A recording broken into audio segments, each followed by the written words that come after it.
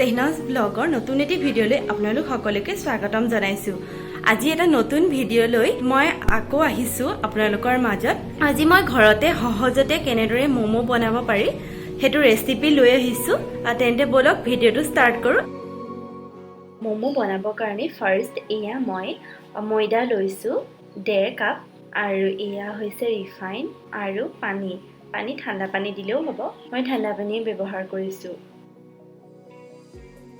আৰু এতিয়া ময়দাখিনি মই এটা পাত্ৰত এনেদৰে লৈছো আৰু ইয়াত 2 চামুচ ৰিফাইন দি দিছো।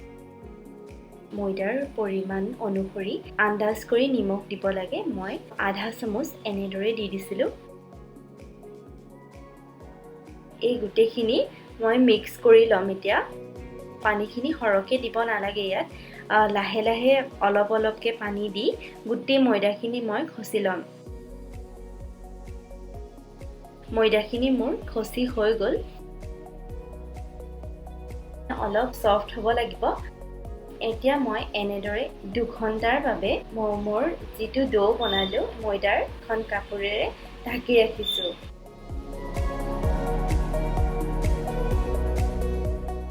এতিয়া মই স্কয়াৰ সাইজত দুটা পিয়াজ এনেদৰে কাটি লৈছো। আৰু এইফালে এয়া আদা মই এনেদৰে পিহনাত পিহি লৈছো, কাৰণ এনেকে গোটা গোটা হৈ থাকিলে ভাল লাগে। আৰু এয়া হৈছে বনলেছ চিকেন 200 গ্ৰাম লৈছো।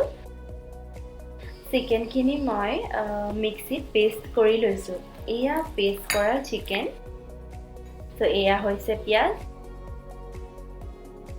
এয়া আদা, মই 2টা কেঁচা জলকীয়া এনেদৰে কাটি লৈছো আৰু 2 চামুচ জালুকৰ গুৰি লৈছো। নিমখ আন্দাজ অনুসৰি দিব। এতিয়া এটা পাত্ৰত এনেদৰে চিকেনখিনি মই ৰাখিছো আৰু ইয়াত পিয়াজ আদা জলকীয়া যিখিনি সামগ্ৰী লৈছিলো সেইখিনি গুটেইখিনি ইয়াত মই এনেদৰে মিক্স কৰি দিছো।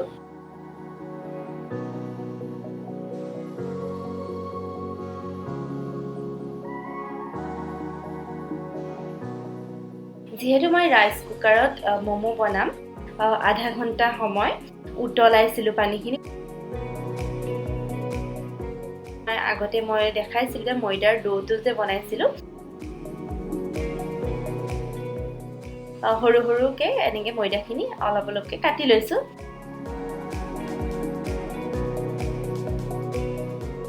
এইখিনি এতিয়া মই বেলি ল'ম।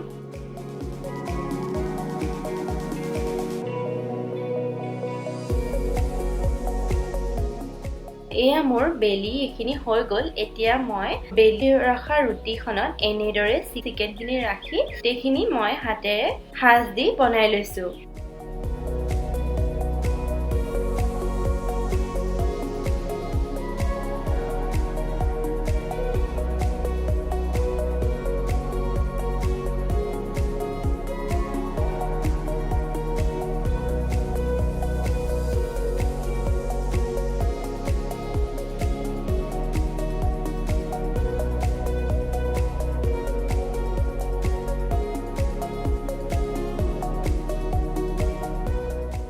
আৰু ৰাইচ কুকাৰত পানীও উতলিছে মোৰ। এতিয়া কুকাৰৰ যিখন চালনীখনত অলপ ৰিফাইন তেল এনেদৰে মোহাৰি লৈ এটা এটাকে মই মোমো দি যাম।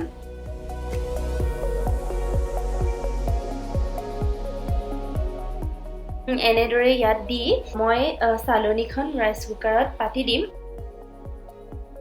আৰু ওপৰৰ ঢাকনখন মাৰি দিছো। এইখিনি মই 20 পৰা 25 মিনিট সময় এনেদৰে ঢাকনখন মাৰি সিজিবলৈ ৰাখি থম।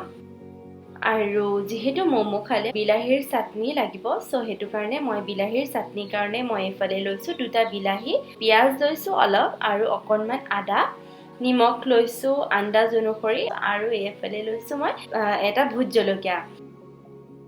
এতিয়া এনেদৰে মই এখন কেৰাহীত অলপ মিঠাতেল দিছো।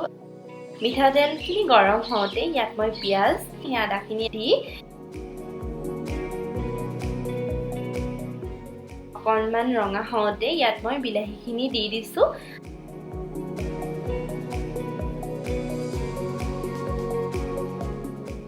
বিলাহীখিনি দিয়াৰ পাছত ইয়াত মই জলকীয়া আৰু নিমখ এড কৰি দি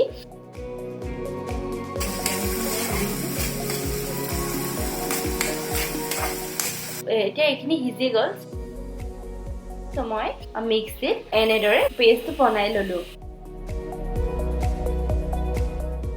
20 মিনিট সময় মমোখিনি ৰাইচ কুকাৰত ৰখাৰ পিছত এয়া মোৰ মমো ৰেডি হৈ গ'ল